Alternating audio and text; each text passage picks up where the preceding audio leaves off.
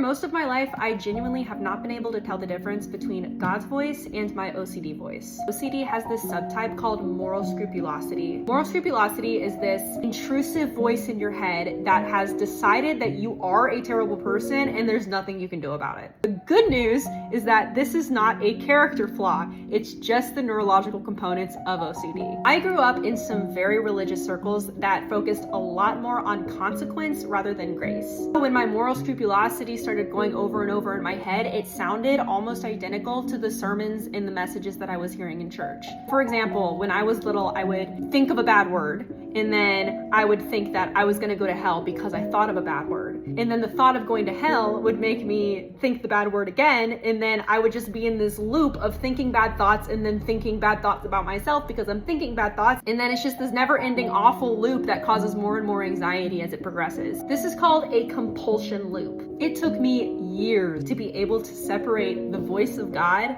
from that moral scrupulosity. If you have spent your entire life thinking that the voice in your head of shame and guilt is actually the voice of God, I would really encourage you to lean into what Scripture says, because the final word is God's.